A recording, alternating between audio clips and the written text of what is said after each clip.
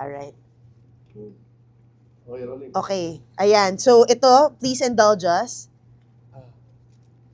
Review. Woo! I love it! So red, diba? Ang Red. ganda! Red Yes. translucent.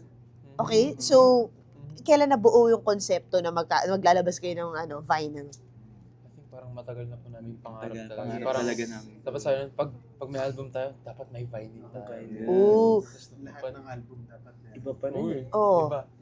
Ano yung epekto? Ano yung tunog? Ano yung tunog sa inyo? Nung pinakinggan nyo yan?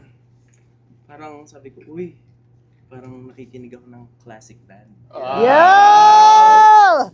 Oo. Pero kayo timeless talaga. And throughout the journey, may nag-iba ba sa process ng paggawa nyo ng musika?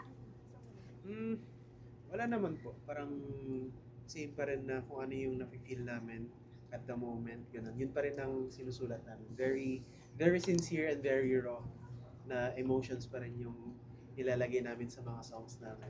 So ano na yung nafe-feel nyo at the moment? Parang last time naalala ko heartbreak ba o may totga? Parang ngayon, celebratory moment. Yeah. Ooh! Masaya kami kasi Sobrang happy nung year na to para sa amin. Kasi ang daming achievements na nangyari ngayong year. Yun. Anong celebration nyo ngayong holiday season? Anong regalo nyo sa sarili nyo at sa banda? Bonus ba? Bonus? Bonus! Well, ano po, year-end party kami sa Monday for the whole team. Tapos ayun, may mga binili sila para sa sarili nila. Si Gab bumili ng sasakyan. Uy, congrats! Si Rafa bumili ng PS5. Uy, asaya. Tapos yun, the small things na feel namin deserve namin. Ikaw, ano binili mo? Ano lang po, condo. Wow! Gusto ko yung sasakyan. Yes, ako condo. Wow, ibang level. Oh, grabe. Ikaw, di ko na nga. PS5 din. Nag-invest sa gamit. Ayan. Gamit for music. Yes po. So, anong regalo nyo sa fans sa 2026?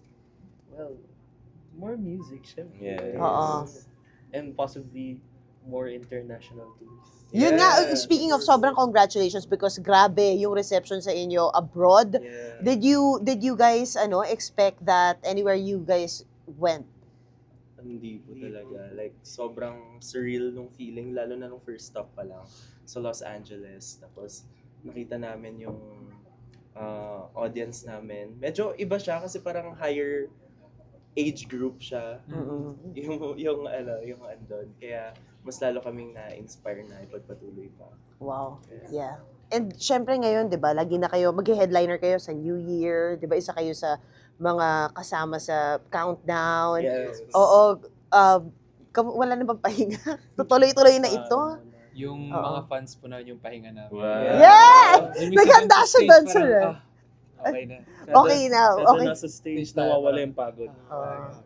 Ano sabi sa inyo ni Boss Vic nung throughout all the success? Parang talaga they're keeping tabs sa success and sobrang they're cheering with you guys. Yes po. At yun po tuwang-tuwa si Boss. Like, lalo nung nag-Stardust concert kami, talagang present sila. And yun, sobrang thankful po kami sa opportunities na binibigay niya sa amin. And hindi at maiwasan yung mga fans niyo, sobrang dami.